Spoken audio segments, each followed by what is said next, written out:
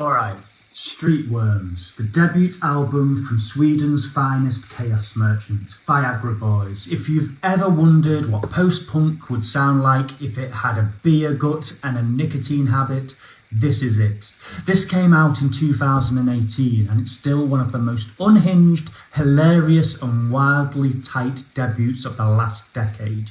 You've got Sports, you've got Just Like You, songs that sound like they're mocking masculinity while absolutely embodying it.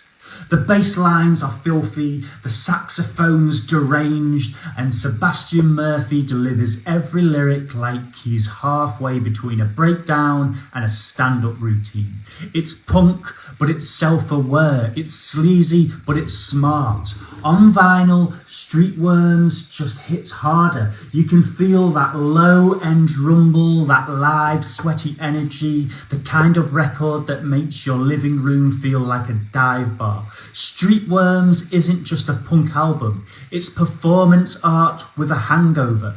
If you want something loud, loose, and strangely profound, this is the one to spin. RBR.Music. Cutting through the noise to discuss the sound.